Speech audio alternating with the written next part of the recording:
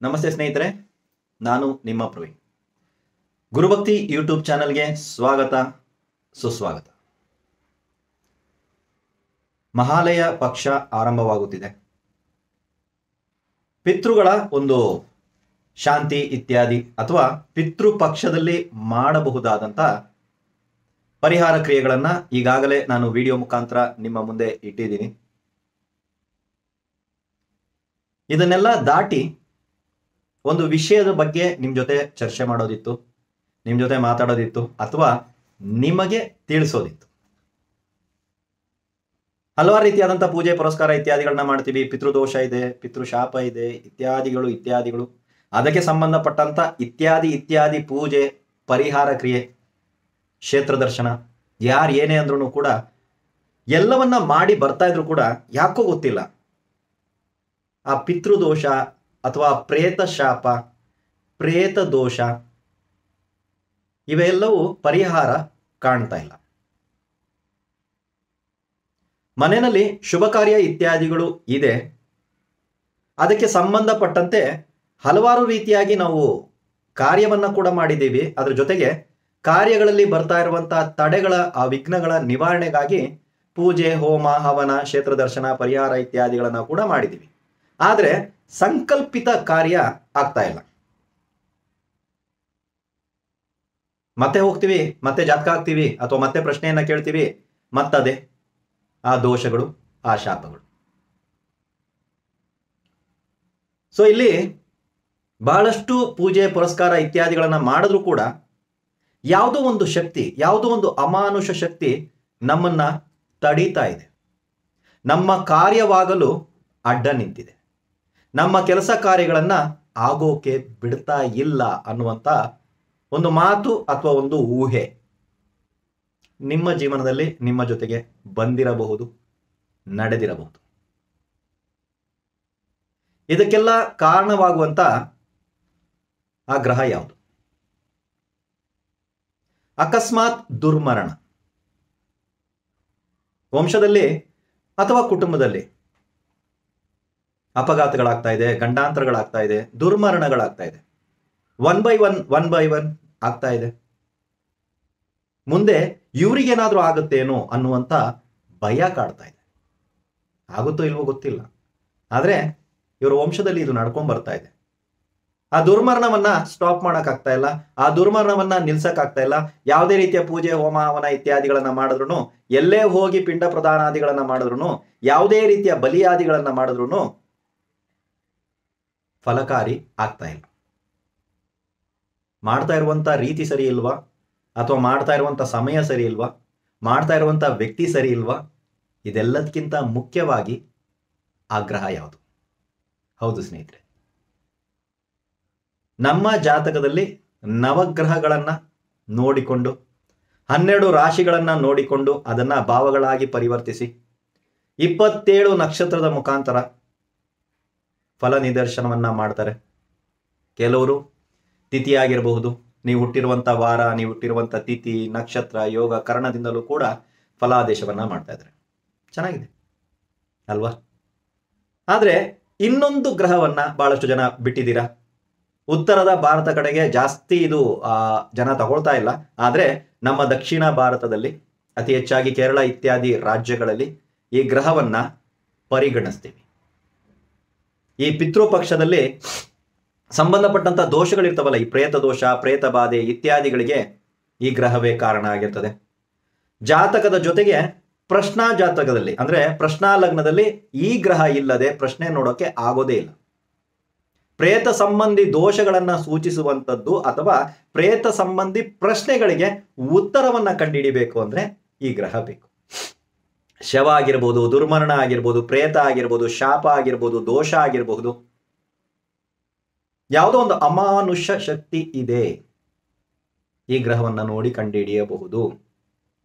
ತಲತಲಾಂತರದಿಂದ ತಂದೆ ಕಡೆಗೋ, ತಾಯಿ ಕಡೆಗೋ, ಸಹೋದರರ ಕಡೆಗೋ, ಸೋದರಮಾವನ ಕಡೆಗೋ, ಗುರು ಹಿರಿಯರ ಕಡೆಗೋ, ಕುಲದೇವರ ಕಡೆಗೋ ದೋಷ ಇತ್ಯಾದಿಗಳು ಬರ್ತಾ ಇರೋದ್ರಿಂದ ಈ ಗ್ರಹ ಇಟ್ಕೊಂಡು ನೋಡಬಹುದು, ಕಂಡು ಹಿಡಿಯಬಹುದು. ಈ ಗ್ರಹದಿಂದ ಆಗುವಂತ ದುಷ್ಪರಿಣಾಮಗಳು ಅಷ್ಟಿಷ್ಟಲ್ಲ. ಆದರೆ ಈ ಗ್ರಹವನ್ನ ಸರಿಯಾದ ರೀತಿಯಲ್ಲಿ ನೋಡುವವರು ಸಿಗೋದು ಬಹಳ ವಿರಳ. ಸರಿಯಾದ ರೀತಿಯಲ್ಲಿ ಫಲಾದೇಶವನ್ನ ಮಾಡೋದು ಅಂತ ವ್ಯಕ್ತಿಗಳು ಸಿಗೋದು ಕೂಡ ವಿರಳ ಅಂತ ಹೇಳ್ಬೋದು. ಯಾಕಂದ್ರೆ ಬಹಳಷ್ಟು ಜನ ಇದನ್ನ ಪರಿಗಣಿಸಲ್ಲ. ಇದನ್ನ ಬಿಡು, ನವಗ್ರಹಗಳಿದ್ರೆ ಸಾಕು ಅನ್ನುವಂಥದ್ದು ಇರುತ್ತೆ. ಆಕ್ಚುಲಿ ಇದು ಒಂದು ಗ್ರಹವ ಅಂತ ಕೇಳಿದ್ರೆ ಇಲ್ಲ, ಇದು ಒಂದು ಉಪಗ್ರಹ. ಸೊ ನಿಮ್ಮ ಜಾತಕದಲ್ಲಿ ನಾನು ಹೇಳಿರುವಂತಹ ವಿಷಯಗಳು ನಡೀತಾ ಇದ್ರೆ, ಅಥವಾ ಕೆಲವೊಂದು ಸಲ ಬಂದ್ಬಿಟ್ಟು ಕೆಲವೊಂದು ವಿಷಯಗಳಿಗೆ ನಾವು ಪರಿಹಾರ ಕ್ರಿಯೆ ಇತ್ಯಾದಿಗಳನ್ನ ಮಾಡ್ತೀವಿ. ಫಾರ್ ಎಕ್ಸಾಂಪಲ್ ನಾನೊಂದು ಹೇಳ್ತೀನಿ ಅಂದ್ರೆ ವಿವಾಹಕ್ಕೆ ಹಲವಾರು ಪರಿಹಾರಗಳನ್ನ ಮಾಡಿ ಆಯ್ತು. ಯಾರು ಏನಂದ್ರು ಕೂಡ, ಯಾವ ಗ್ರಹವನ್ನ ನೋಡಿದ್ರು ಕೂಡ ಆ ಗ್ರಹಕ್ಕೆಲ್ಲ ಪರಿಹಾರ ಇತ್ಯಾದಿಗಳನ್ನ ಮಾಡಿ ಆಯ್ತು, ಕ್ಷೇತ್ರದರ್ಶನ ಇತ್ಯಾದಿಗಳನ್ನ ಮಾಡಿ ಆಯ್ತು, ತಂತ್ರ ಇತ್ಯಾದಿಗಳನ್ನ ಮಾಡಿ ಆಯ್ತು. ಎಲ್ಲವೂ ಮಾಡಿದ್ರು ಕೂಡ ಏನು ಕೆಲಸ ಮಾಡ್ತಾ ಇಲ್ಲ. ಆ ಗ್ರಹದ ಜೊತೆನಲ್ಲಿ ಇದಕ್ಕೆ ಸಂಬಂಧಪಟ್ಟಂತ ಗ್ರಹ ಇದೆಯಾ ಎನ್ನುವುದನ್ನ ಜಾತಕದಲ್ಲಿ ನೋಡಿ. ಹೌದು, ಈ ಉಪಗ್ರಹದ ಹೆಸರೇ ಮಾಂದಿ. ಹೌದು ಸ್ನೇಹಿತರೆ, ಇವಾಗ ನಾನೊಂದು ಉದಾಹರಣೆಯನ್ನು ನಿಮ್ಗೆ ಹೇಳದ್ನಲ್ಲ, ಸೊ ಆ ಉದಾಹರಣೆ ಪ್ರಕಾರ ನೀವು ತೆಗೆದು ನೋಡಿ. ಆ ಸಪ್ತಮಾಧಿಪತಿ ಅಂದ್ರೆ ವಿವಾಹಕ್ಕೆ ಸಂಬಂಧಪಟ್ಟಂತೆ ಸಪ್ತಮ ಭಾವದಲ್ಲಿ ಮಾಂದಿ, ಸಪ್ತಮಾಧಿಪತಿಯ ಜೊತೆ ಮಾಂದಿ, ಸಪ್ತಮಕ್ಕೆ ಯಾವುದಾದ್ರೂ ಕಡೆಯಿಂದ ಮಾಂದಿಯ ಸಂಬಂಧ ಏರ್ಪಟ್ಟಿದೆಯಾ? ವಿವಾಹಕ್ಕೆ ಕಾರಕ ಗ್ರಹ ಶುಕ್ರನಿಗೆ ಮಾಂದಿಯ ಸಂಬಂಧ ಏರ್ಪಟ್ಟಿದೆಯಾ? ಏನಾಗಿದೆ ವಿವಾಹ, ಅಥವಾ ವಿವಾಹ ಆದ್ರ ಮೇಲೆ ಏನಾಗಿದೆ ಚೆಕ್ ಮಾಡ್ಕೊಳ್ಳಿ. ಸೊ ಎಲ್ಲರೂ ಇದನ್ನ ಬರೀ ಪ್ರೇತ ಬಾಧೆ, ಪ್ರೇತ ಶಾಪ, ಪ್ರೇತ ದೋಷಕ್ಕಾಗಿ ನೋಡ್ತೀನಿ ಅಂತ ಹೇಳ್ತಾರೆ. ಇಲ್ಲ, ಅದನ್ನ ದಾಟಿಯೂ ಕೂಡ ಜಾತಕದಲ್ಲಿ ಈ ಗ್ರಹವನ್ನ ನಾವು ನೋಡಬಹುದು. ಈ ಗ್ರಹ ಜಾತಕದಲ್ಲಿ ಯಾವ ಭಾವದಲ್ಲಿದ್ದರೆ ಏನು ಫಲ, 1ನೇ ಭಾವ ಲಗ್ನದಲ್ಲಿದ್ರೆ ಏನ್ ಫಲ, 2ನೇ ಭಾವದಲ್ಲಿ ಏನ್ ಫಲ, 3ನೇ ಭಾವದಲ್ಲಿ ಏನ್ ಫಲ, ಆ ತರ. ಅದೇ ರೀತಿ ಯಾವ ರಾಶಿಯಲ್ಲಿದ್ರೆ ನಾವು ಏನು ಮಾಡಬಾರದು. ಮೇಷ ರಾಶಿಯಲ್ಲಿ ಮಾಂದಿ ಇದ್ದರೆ ಏನು ಮಾಡಬಾರದು, ವೃಷಭದಲ್ಲಿದ್ದರೆ ಏನು ಮಾಡಬಾರದು, ಮಿಥುನದಲ್ಲಿದ್ದರೆ ಏನು ಮಾಡಬಾರದು, ಮೀನಾ ರಾಶಿನಲ್ಲಿದ್ರೆ ಕಾರ್ ತಗೋಬಾರ್ದ. ಏನಿದು ಕಾರಿಗೆ ಬಂದ್ಬಿಟ್ರಿ ಅಂತ ಗೊತ್ತಿಲ್ಲ, ನೋಡೋಣ ಅಲ್ವಾ. ಸೊ ಇದೇ ರೀತಿ ಯಾವ ನಕ್ಷತ್ರದಲ್ಲಿದ್ರೆ ಏನು ಫಲ, ಫಲಕ್ಕಿಂತ ಹೆಚ್ಚಾಗಿ ನಾವು ಏನು ಮಾಡಬಾರ್ದು. ಯಾಕೆ ಅಂದ್ರೆ ಈ ಗ್ರಹವನ್ನ ನೀವು ಆಕ್ಟಿವೇಟ್ ಮಾಡುವ ಹಾಗೆ ಇಲ್ಲ. ಇನ್ ಕೇಸ್ ಈ ಗ್ರಹ ನಿಮ್ಮ ಜಾತಕದಲ್ಲಿ ಅಶುಭ ಸ್ಥಾನದಲ್ಲಿ ಸ್ಥಿತವಾಗಿದ್ದಾಗ ತಾವು ಇದನ್ನ ಆಕ್ಟಿವೇಟ್ ಮಾಡುವ ಹಾಗಿಲ್ಲ. ಶುಭ ಸ್ಥಾನದಲ್ಲಿದ್ರೆ ಆಕ್ಟಿವೇಟ್ ಮಾಡಬಹುದು. ಶುಭನ ಅಶುಭನ ಆಕ್ಟಿವೇಟ್ ಮಾಡಬೇಕಾ ಇಲ್ಲವಾ? ಆಕ್ಟಿವೇಟ್ ಯಾವ ರೀತಿ ಮಾಡ್ತಾರೆ, ಯಾವ ರೀತಿಯಾದ ಪರಿಹಾರ ಕ್ರಿಯೆಗಳಿಂದ ಇದನ್ನ ನಾವು ತಣ್ಣಗಾಗಿಸಬಹುದು, ಈ ಗ್ರಹಕ್ಕೆ ಯಾವ ಕ್ಷೇತ್ರ ದರ್ಶನವನ್ನ ಮಾಡಬೇಕು. ಮಾಂದಿ ಗ್ರಹಕ್ಕೆ ಸಂಬಂಧಪಟ್ಟಂತೆ ತಮಿಳುನಾಡಿನಲ್ಲಿ ಹಲವಾರು ದೇವಸ್ಥಾನಗಳನ್ನ ಗ್ರಂಥದಲ್ಲಿ ಉಲ್ಲೇಖವಿದೆ. ಆದರೆ ನಮ್ಮ ಕರುನಾಡಿನಲ್ಲಿ, ನಮ್ಮ ಕರ್ನಾಟಕದಲ್ಲಿ ಮಾಂದಿ ಗ್ರಹಕ್ಕೆ ಶಾಂತಿಗಾಗಿ ಒಂದು ದೇವಸ್ಥಾನ ಇದೆ. ಅದು ಯಾವುದು? ನಮ್ಮ ಜಾತಕ ರೀತಿ ಯಾವ ದಿನ, ಯಾವ ವಾರ, ಯಾವ ನಕ್ಷತ್ರ, ಯಾವ ಮಾಸದಲ್ಲಿ ಆ ಕ್ಷೇತ್ರಕ್ಕೆ ನಾವು ಹೋಗಿ ಪರಿಹಾರವನ್ನ ಮಾಡಿಕೊಂಡರೆ ಮಾಂದಿಯಿಂದ ನಮಗೆ ಬರುತ್ತಿರುವಂತಹ ಅಶುಭ ಫಲಗಳು ನಿವಾರಣೆ ಆಗುತ್ತೆ.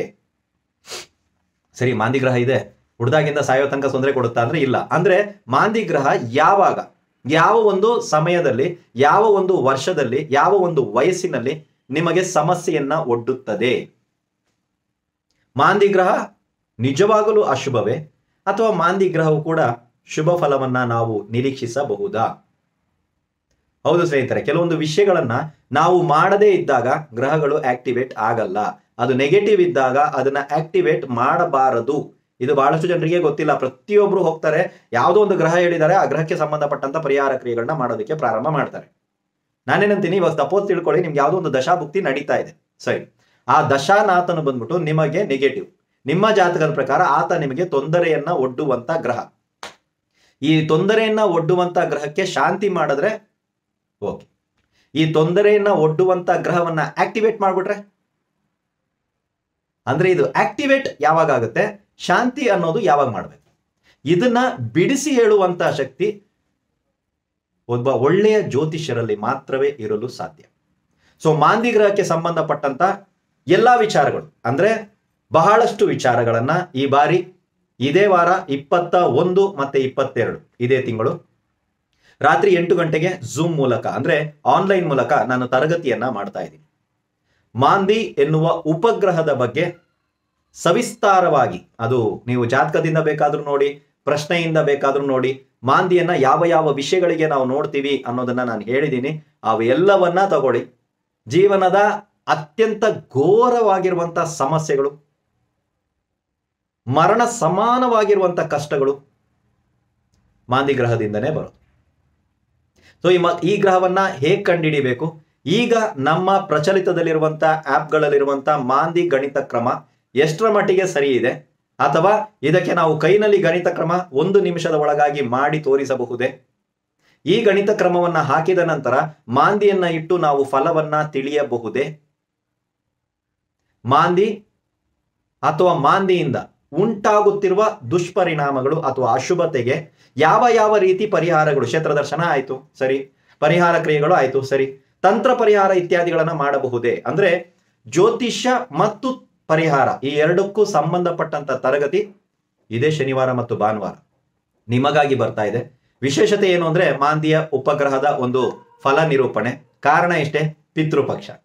ಸೊ ಈ ಪಿತೃದೋಷ ಇತ್ಯಾದಿಗಳ ನಿವಾರಣೆ, ಪಿತೃಶಾಪ ಇತ್ಯಾದಿಗಳ ನಿವಾರಣೆ, ಮಾತೃವಂಶದಲ್ಲಿ ಏನಾದ್ರೂ ತೊಂದರೆ ಇತ್ಯಾದಿಗಳು ಆಗಿತ್ತಾ, ಆಗಿಲ್ವಾ?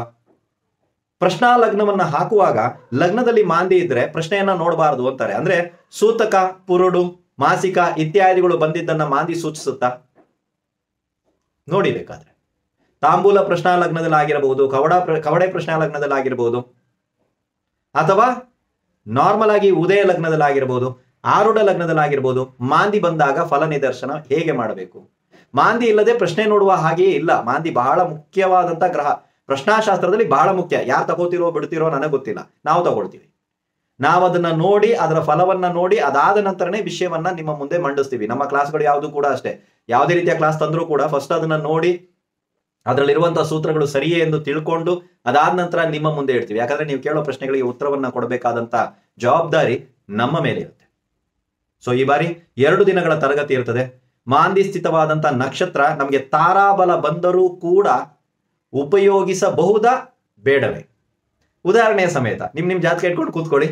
ಉದಾಹರಣೆ ಸಮೇತವಾಗಿ ಆ ಮಾಂದಿ ಸ್ಥಿತ ನಕ್ಷತ್ರದ ಬಗ್ಗೆ, ನಕ್ಷತ್ರ ಸಿದ್ಧಾಂತದಲ್ಲಿ ಹೇಳಿರುವ ಕೆಲವು ವಿಷಯಗಳನ್ನ ನಿಮ್ ಮುಂದೆ ಇಡ್ತೀನಿ. ನೀವಾಗೆ ಅವಾಗ ಗೊತ್ತಾಗುತ್ತೆ ಬರೀ ಒಂದು ನಕ್ಷತ್ರ ಇಟ್ಕೊಂಡು ಇಷ್ಟೆಲ್ಲ ಹೇಳ್ಬೋದಾ ಅಂತ. ಖಂಡಿತವಾಗ್ಲೂ ನಕ್ಷತ್ರ ಸಿದ್ಧಾಂತದಲ್ಲಿ ಬರುವಂತ ಕೆಲವೊಂದು ಟಿಪ್ಸ್ಗಳು ಕೂಡ ಈ ಮಾಂದಿ ಗ್ರಹದ ಒಂದು ಕ್ಲಾಸ್ ಅಲ್ಲಿ ಇರ್ತದೆ. ಸೊ ತರಗತಿಗೆ ಸೇರಲು ಇಚ್ಛಿತರು, ಆಸಕ್ತಿ ಇರುವವರು ನಮ್ಮ ಕೆಳಕಂಡ ನಮ್ಮ ಕಚೇರಿಯ ಸಂಖ್ಯೆಗೆ ಕರೆ ಮಾಡಿ ತರಗತಿಗೆ ತಾವು ನೋಂದಾಯಿಸಿಕೊಳ್ಳಬಹುದು. ತರಗತಿ ಉಚಿತ ಇರುವುದಿಲ್ಲ. ತರಗತಿಯ ಫೀಸ್ ಶುಲ್ಕ 2 ದಿನಕ್ಕೂ ಸೇರಿ 1500 ರೂಪಾಯಿಯನ್ನ ನಿಗದಿಪಡಿಸಲಾಗಿದೆ. ಸಂಬಂಧಪಟ್ಟ ಶುಲ್ಕವನ್ನ ಪಾವತಿಸಿ ತಾವು ತರಗತಿಗೆ ಸಂಬಂಧಪಟ್ಟಂತ ವಾಟ್ಸಪ್ ಗ್ರೂಪ್ಗೆ ಜಾಯಿನ್ ಆಗಬಹುದು. ವಿಶೇಷವಾಗಿದೆ ತರಗತಿ. ವಿಚಿತ್ರವಾಗಿರುವಂತಹ ವಿಷಯವನ್ನ ಇದುವರೆಗೂ ಎಲ್ಲೂ ಕಂಡರಿಯದ, ಕೇಳರಿಯದ, ಕುತೂಹಲಕಾರಿಯಾದಂಥ ವಿಚಾರವನ್ನ ತಾವು ಈ ಬಾರಿ ಮಾಂದಿ ಗ್ರಹಕ್ಕೆ ಸಂಬಂಧಪಟ್ಟಂತೆ ಅಥವಾ ಮಾಂದಿ ಉಪಗ್ರಹಕ್ಕೆ ಸಂಬಂಧಪಟ್ಟ ವಿಚಾರದಲ್ಲಿ ಕಲಿಯಬಹುದು. ಬಹಳಷ್ಟು ಪರಿಹಾರ ಕ್ರಿಯೆ ಮಾಡಿದೀವಿ. ಯಾವುದೋ ಒಂದು ಶಕ್ತಿ ನಮ್ಮನ್ನ ತಡಿತಾ ಐತೆ, ಏನೋ ಒಂದು ಐತೆ, ಪಾಸಿಟಿವ್ ಐತಾ ನೆಗೆಟಿವ್ ಐತಾ ಗೊತ್ತಾಗ್ತಾ ಇಲ್ಲ ಅನ್ನೋರು ಕೂಡ ಈ ಗ್ರಹವನ್ನ ನಿಮ್ಮ ಜಾತಕದಲ್ಲಿ ನೋಡ್ಕೊಳ್ಳಿ. ನಾನು ಟಿಪ್ಸ್ ಕೊಟ್ಟಿದ್ದೀನಿ ನಿಮ್ಗೆ. ಯಾಕಂದ್ರೆ ಇದರಲ್ಲಿ ಬಂದ್ಬಿಟ್ಟು ಬರೀ ನಾವು ತರಗತಿ ಬಗ್ಗೆ ಮಾತಾಡಿದೀವಿ ಅಂದ್ರೆ ಇಲ್ಲ, ಮಧ್ಯದಲ್ಲಿ ಕೆಲವೊಂದು ಪರಿಹಾರ, ಕೆಲವೊಂದು ಟಿಪ್ಸ್ ನಾನು ಕೊಟ್ಟಿದ್ದೀನಿ. ಸ್ವಲ್ಪ ಕ್ಲೀನ್ ಆಗಿ ನೀವು ಈ ವಿಡಿಯೋವನ್ನ ಇನ್ನೊಂದ್ಸಲ ನೋಡಿದ್ರೆ, ಮತ್ತೊಂದ್ಸಲ ನೋಡಿದ್ರೆ ಹತ್ತುತ್ತೆ ತಲೆಗೆ. ನಿಮಗೆ ಸಮಸ್ಯೆ ರಿಯಲ್ ಆಗಿದೆ, ಎಲ್ಲಾ ರೀತಿ ಪರಿಹಾರಗಳನ್ನ ಮಾಡಿ ಆಗಿದೆ. ನೀವು ವೈದಿಕ ಪರಿಹಾರ ಹೇಳ್ತೀರಾ, ನೀವು ತಂತ್ರ ಪರಿಹಾರ ಹೇಳ್ತೀರಾ, ಸರ್ ನೀವು ಏನ್ ಹೇಳ್ತೀರಾ, ಎಲ್ಲವನ್ನ ಮಾಡಿದೀವಿ ನಾವು, ಸತ್ಯ ಖಂಡಿತ. ಮಾಂದಿನ ಚೆಕ್ ಮಾಡಿ. ನಿಮ್ಮ ಪ್ರಶ್ನೆಗೆ ಉತ್ತರ ಈ ವಿಡಿಯೋ ನೀವು ನೋಡ್ತಾ ಇದ್ದೀರಾ ಅಂದ್ರೆ ನಿಮ್ಮ ಜಾತಕದಲ್ಲಿ ಈಗಲೇ ಸಿಗುತ್ತೆ, ಈಗಲೇ ಆನ್ ಸ್ಪಾಟ್ ಅಲ್ಲಿ ಸಿಗುತ್ತೆ. ಯಾಕೆ ಪರಿಹಾರ ಕ್ರಿಯೆಗಳು ಕೆಲಸ ಮಾಡ್ತಾ ಇಲ್ಲ? ಮಾಂದಿ ಗ್ರಹವನ್ನ ನೋಡಿ. ಬರೀ ಪ್ರೇತ ದೋಷ, ಪ್ರೇತ ಶಾಪ, ಪ್ರೇತಕ್ಕೆ ಸಂಬಂಧಪಟ್ಟಂತ ವಿಚಾರ, ದುರ್ಮರಣಕ್ಕೆ ಸಂಬಂಧಪಟ್ಟಂತ ವಿಚಾರ, ಹೌದು ಇದಕ್ಕೆಲ್ಲ ಮಾಂದಿ ಕಾರಕತ್ವಗಳೇ, ಇದೆಲ್ಲವೂ ಸತ್ಯ. ಇದರ ಜೊತೆಗೆ ಯಾವುದೋ ಒಂದು ಶಕ್ತಿ ನಿಮ್ಮನ್ನ ತಡಿತಾ ಐತೆ, ಯಾವುದೋ ಒಂದು ಜೀವನದಲ್ಲಿ ಮುಂದೆ ಹೋಗೋದಕ್ಕೆ ಯಾವುದೋ ಒಂದು ಶಕ್ತಿ ತಡಿತಾ ಐತೆ, ಬಟ್ ಅದು ಯಾವುದು ಅನ್ನೋದು ಗೊತ್ತಾಗ್ತಾ ಇಲ್ಲ ಅಂದ್ರೆ ಮಾಂದಿಯ ಒಂದು ಅನುಗ್ರಹ. ಅರ್ಥ ಆಯ್ತಲ್ವಾ? ಬರೀ ಮಾಂದಿ ಕೆಟ್ಟದನ್ನ ಮಾಡ್ತಾರೆ ಅಂದ್ರೆ ಖಂಡಿತವಾಗ್ಲೂ ಇಲ್ಲ, ಮಾಂದಿಯಿಂದ ಒಳಿತು ಕೂಡ ಆಗತ್ತೆ. ಅಥವಾ ನಿಮ್ಮ ಜಾತಕದಲ್ಲಿ ಅಶುಭ ಸ್ಥಾನದಲ್ಲಿ ಸ್ಥಿತ ಮಾಂದಿಯಿಂದ ಶುಭ ಫಲವನ್ನ ಹೇಗೆ ಪಡಿಬೇಕು, ಇದನ್ನು ಕೂಡ ನಾವು ಈ ಬಾರಿ ತರಗತಿಯಲ್ಲಿ ಇದರ ಬಗ್ಗೆ ಕೂಡ ನಾವು ಮಾತಾಡೋಣ. ಇಚ್ಛಿತರು ಇದೇ ತಿಂಗಳ ಇದೇ ವಾರ ಅಂದ್ರೆ ಶನಿವಾರ ಮತ್ತೆ ಭಾನುವಾರ ರಾತ್ರಿ 8 ಗಂಟೆಗೆ ಆನ್ಲೈನ್ ಮೂಲಕ ನಡೀತಾ ಇರುವಂತಹ ಮಾಂದಿ ಗ್ರಹಕ್ಕೆ ಸಂಬಂಧಪಟ್ಟಂತ ತರಗತಿಯಲ್ಲಿ ತಾವುಗಳು ಭಾಗವಹಿಸಬಹುದು. ಮತ್ತೊಮ್ಮೆ ಹೇಳ್ತಾ ಇದ್ದೀನಿ, ತರಗತಿಯ ಶುಲ್ಕ 1500 ರೂಪಾಯಿ ಇರುತ್ತೆ. ತರಗತಿಯ PDF ಗುರುಭಕ್ತಿ ಅಪ್ಲಿಕೇಶನ್ ನಲ್ಲಿ ಲಭ್ಯ ಇರ್ತದೆ. ತರಗತಿಯ ವಿಡಿಯೋ ನೀವು ನೀಡುವಂತ ಜಿಮೇಲ್ ಐಡಿಗೆ ನಿಮಗೆ ಕಳಿಸ್ಕೊಡ್ಲಾಗುತ್ತೆ. ಪರ್ಮನೆಂಟ್ ಆಗಿ ಈ ಆಪ್ ಅಲ್ಲಿ ನಿಮಗೆ PDF ಸಿಗ್ತಾ ಇರ್ತದೆ. ಪರ್ಮನೆಂಟ್ ಆಗಿ ನಾವು ಕಳಿಸಿರುವಂತ ಮೇಲ್ಗೆ ನಿಮಗೆ ವಿಡಿಯೋ ಅಲ್ಲೇ ಇರ್ತದೆ. 20 ಸಲ ಬೇಕಾದ್ರೂ ನೋಡಿ, 1000 ಸಲ ಬೇಕಾದ್ರೂ ತಾವುಗಳು ನೋಡಬಹುದು. ಅಂದ್ರೆ ತರಗತಿಯ PDF ಮತ್ತೆ ವಿಡಿಯೋ ಲಭ್ಯ ಇರ್ತದೆ. ಮತ್ತೊಮ್ಮೆ ಮಗದೊಮ್ಮೆ ಹೊಸ ವಿಷಯದೊಂದಿಗೆ ನಿಮ್ಮ ಮುಂದೆ ಬರ್ತೀನಿ. ಎಲ್ರಿಗೂ ಒಳ್ಳೆಯದಾಗಲಿ. ನಮಸ್ಕಾರ.